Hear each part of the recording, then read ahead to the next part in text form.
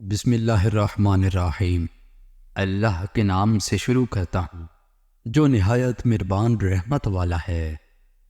آپ سبھی ناظرین کو فیضان وائس چینل میں دل کی اتھاہ گہرائیوں سے خوش آمدید اور خلوص بھرا سلام۔ ایک ریاست کے بادشاہ نے یہ اعلان کروا دیا کہ کل صبح جب میرے محل کا مرکزی دروازہ کھولا جائے گا، تب جس شخص نے بھی محل میں جس چیز کو ہاتھ لگا دیا وہ چیز اس کی ہو جائے گی۔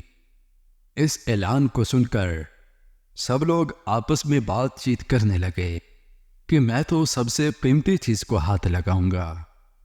کچھ لوگ کہنے لگے میں تو سونے کو ہاتھ لگاؤں گا، کچھ لوگ چاندی کو، تو کچھ لوگ قیمتی زیورات کو، کچھ لوگ دودھ دینے والی گائے کو ہاتھ لگانے کی بات کر رہے تھے۔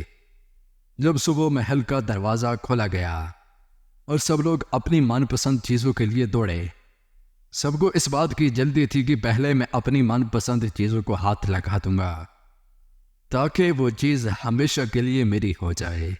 بادشاہ اپنی جگہ پر بیٹھ کر سب کو دیکھ رہا تھا اور اپنے آس پاس ہو رہی بھاگ دوڑ کو دیکھ کر مسکرا رہا تھا۔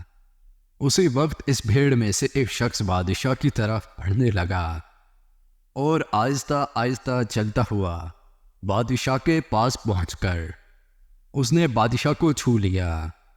بادشاہ کو ہاتھ لگاتے ہی بادشاہ اس کا ہو گیا اور بادشاہ کی ہر چیز بھی اس کی ہو گئی۔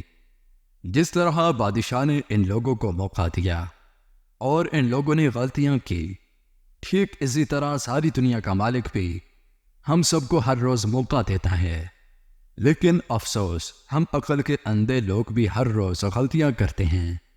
ہم اللہ کو حاصل کرنے کی بجائے اللہ کی بنائی ہوئی دنیا کی چیزوں کی آرزو کرتے رہتے ہیں، لیکن کبھی بھی ہم لوگ اس بات پر غور نہیں کرتے کہ کیوں نہ دنیا کے بنانے والے مالک کو پا لیا جائے۔ اگر مالک ہمارا ہو گیا تو اس کی بنائی ہوئی ہر چیز بھی ہماری ہو جائے گی۔ اللہ عز و جل ہمیں اپنی نافرمانیوں سے محفوظ فرمائے، آمین۔